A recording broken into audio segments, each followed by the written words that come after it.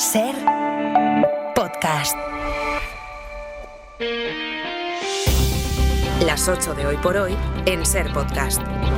Hola, muy buenos días. Cuando van a cumplirse 2 años del inicio de la operación israelí en Gaza, de la respuesta a los atentados de Hamas, que se ha convertido en una masacre sistematizada, el Estado palestino tiene más apoyos que nunca, el gobierno israelí menos.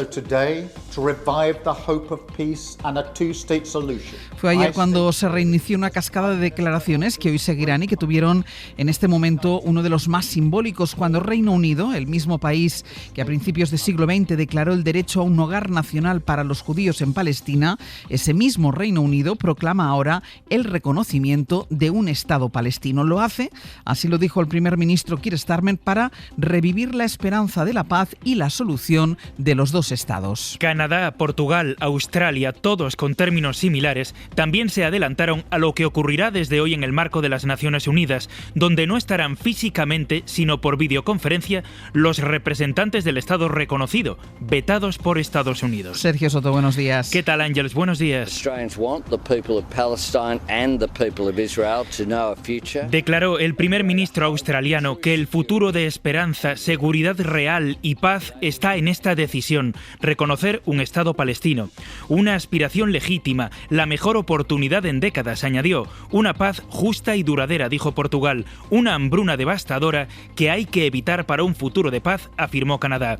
Hoy serán 157 los estados, el 75% de la población mundial, los que declararán el reconocimiento del Estado palestino. Se añadirá también Francia, que tiene la mayor comunidad judía de Europa y también la mayor comunidad de musulmanes. Así, la invasión de Gaza, la toma de los territorios palestinos y los brutales métodos de Israel se han convertido en el principal asunto de la política mundial en este momento, hasta afianzar varias rupturas y brechas, y define bien el estado actual de las cosas. Pablo Morán, buenos días. Hola, Ángeles, buenos días. Porque no solo se evidencia la distancia todavía mayor entre Israel y Palestina, también la de Estados Unidos, cada vez más apartado del derecho internacional y del resto de Occidente. Por eso, Pablo, la primera pregunta es si lo que desde hoy vamos a ver en Nueva York, esta ola de reconocimientos, tiene algún recorrido, si servirá finalmente para algo. Es sin duda altamente simbólica, pero por sí sola no cambiará las cosas. Hoy por hoy es inviable el Estado palestino, según advierten los analistas a los que hemos consultado, como el catedrático Ignacio Álvarez Osorio.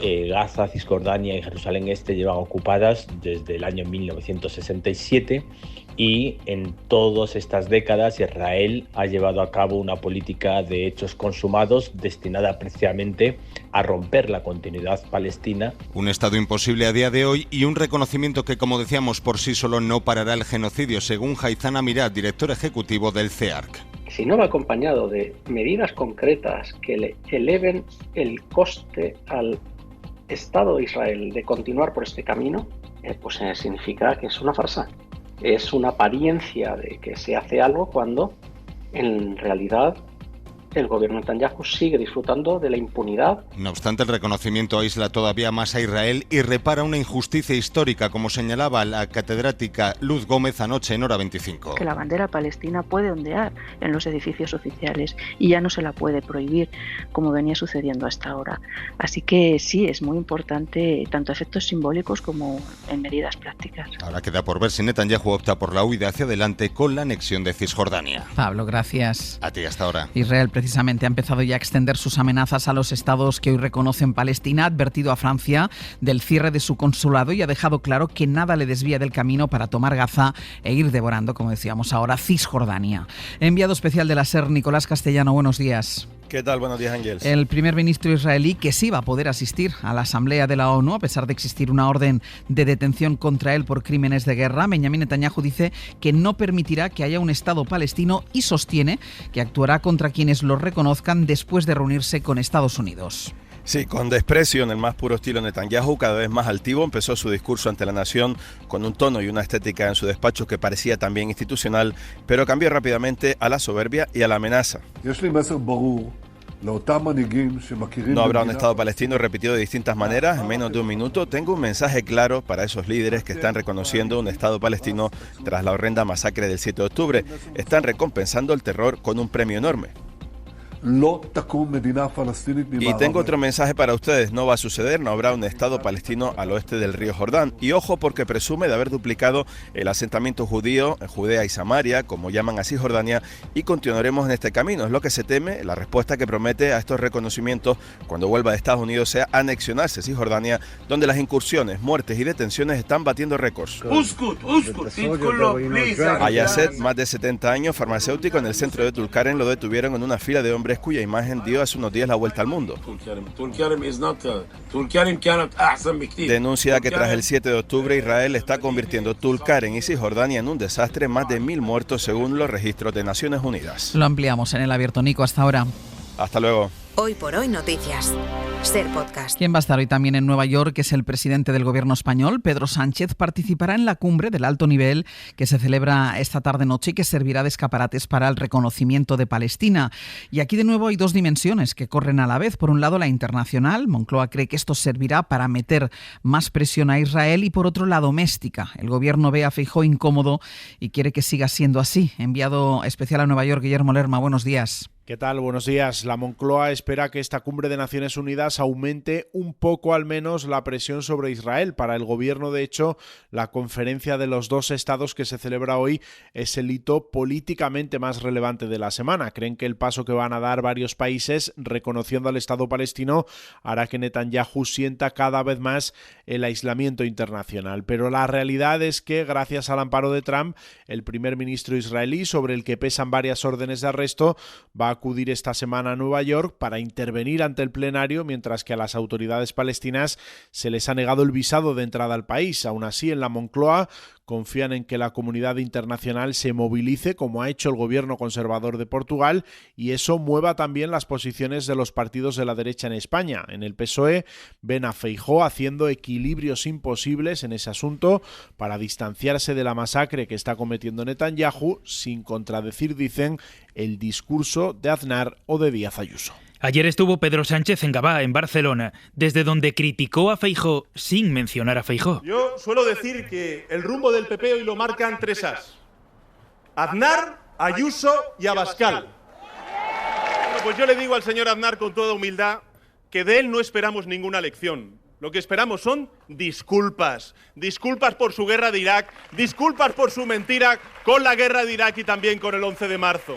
También habló en Madrid Díaz Ayuso, aunque esta vez no dijo nada acerca de Gaza. Porque el PP empieza a resignarse a la idea de que esta semana se seguirá hablando de lo que ocurre en la franja y que eso pasará sin que todavía haya logrado contener la posición que expone cada vez que tiene ocasión la presidenta de la Comunidad de Madrid. Génova no dice nada sobre ella, pero se esfuerza en hacer declaraciones que se alejen de su forma de ver las cosas. David Junquera, buenos días. Buenos días. El PP quiere hablar de esto. Las pulseras de protección para las mujeres que sufren violencia. La respuesta no puede ser el silencio. Pero se ve abocado al menos por una semana más a hablar de Palestina. Está bien hacer la declaración del Estado, pero ahora mismo no vale con declaraciones. Tiene que haber hechos y acciones que permitan parar las muertes de civiles inocentes y a partir de ahí reconstruir, como usted bien dice, que es la existencia de los estados que puedan vivir en paz. Juan Bravo, abonado al nuevo guión discursivo que trazó Feijóo, habla incluso de que estuvo bien reconocer al Estado palestino y de la solución de los dos estados. No vienen días propicios para unos populares que querrían cambiar la inercia de los noticieros. Reconocen en Génova que Pedro Sánchez ha podido recuperar el control de la agenda que perdió con el ingreso en prisión de Santos Cerdán. El presidente y el rey estarán esta semana en Nueva York, en donde Israel y Gaza se van a llevar todos los minutos del metraje. El PP intentará por su parte hacer daño con los fallos de las pulseras para maltratadores y ofrecerá alguna de sus recetas sobre migración en el retiro de varones previsto para el fin de semana que viene en Murcia. Please welcome to the stage the 45th and 47th President of the United States, Donald J. Trump.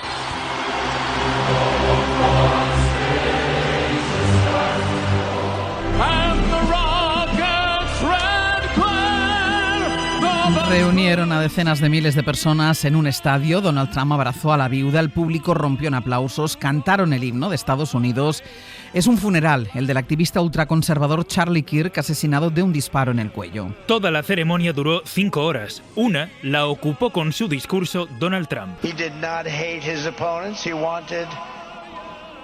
que defendió sus aranceles, atacó a Joe Biden y explicó que él difería con Kirk en una cosa: no desea lo mejor para sus enemigos, porque explicó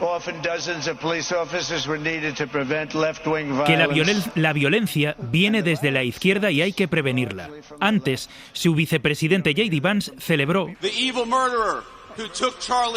que el malvado asesinato de Charlie Kirk significaba el revivir de Charlie y el de Jesucristo. Hoy por hoy noticias. Ser Podcast. En España, el miércoles comparece en el Congreso el Ministerio de Igualdad para explicar la crisis por el apagón de las pulseras de vigilancia a maltratadores. Desde el Ministerio se insiste en que el fallo en la migración entre las empresas adjudicatarias fue mínimo, aunque no precisa todavía cuántos archivos y absoluciones ha podido causar. Mariola Lourido. La ministra Ana Redondo deja las primeras explicaciones en el Congreso en manos de la delegada del Gobierno contra la violencia de género. Carmen Martínez Perza comparecerá, según ha sabido la cadena SER, el jueves, 8 días después de saltar la polémica sobre el apagón de datos que afectó a quebrantamientos de órdenes de alejamiento de maltratadores antes de marzo de 2024. Igualdad nunca informó el año pasado de los problemas técnicos que estaba habiendo con el cambio de Telefónica a Vodafone en la gestión del servicio de control de las pulseras. Fueron problemas con la migración de los datos que, según Igualdad, Telefónica no facilitó. El Ministerio sigue sin precisar cuántos archivos y absoluciones de agresores provocaron unos fallos que reduce a puntuales, menos del 1% en palabras de Ana Redondo. Reitera que se solucionaron y que no dañaron la seguridad de las víctimas.